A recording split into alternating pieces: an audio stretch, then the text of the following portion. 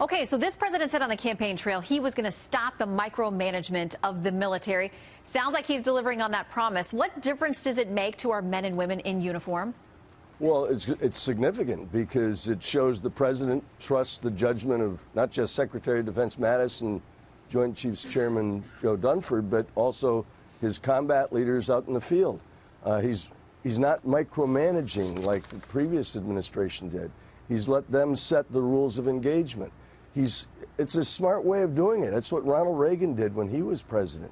And I think that's the kind of thing that, one, increases morale at a time when it could be tough to recruit if the economy gets really good. And second, it lets everybody know, to include our adversaries, that the nimbleness, the quick reactions of those in the field is picked up considerably because you don't have to run things by the White House before you decide what you're going to have for lunch.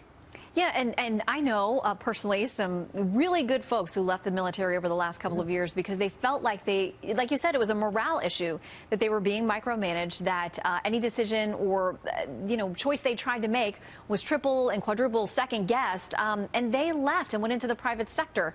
Do you think we can make up a lot of what's happened to our military in the last 8 years?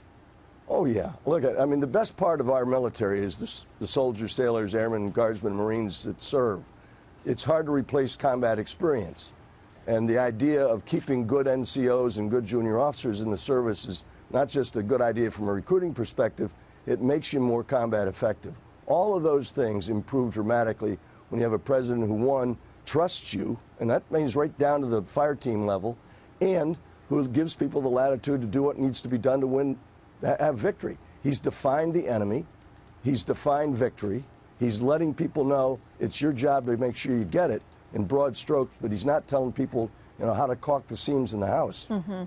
CIA Director Mike Pompeo said yesterday that he personally briefs the president in the morning. This is not something he's reading off the computer screen. He's getting, human-to-human contact and questions on this. He says the president and his team are voracious consumers of intelligence. They ask hard questions, and he says they actually have a good relationship, the intelligence community and the White House.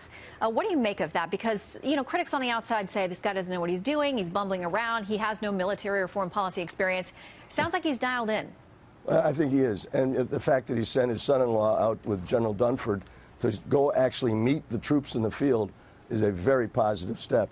I would not be at all surprised if you wouldn't see in the next few weeks or months the Commander-in-Chief himself going out on one of his very quiet missions, no announcement beforehand, maybe a pool camera, and he'll be doing the same kind of thing.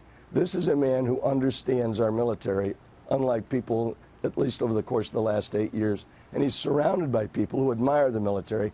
I count that to be very, very positive. Well, what do you say about his critics, then, who say he has chosen too many military leaders to take up positions that in the past have been held by civilian leaders, that they think he's got too much of sort of a worship complex of generals and military figures, and they see that as a negative? Well, the folks who are saying that, Shannon, are not the folks you and I know who wear uniforms. The folks who have been saying that kind of thing are the same ones that have been saying it since 1960s.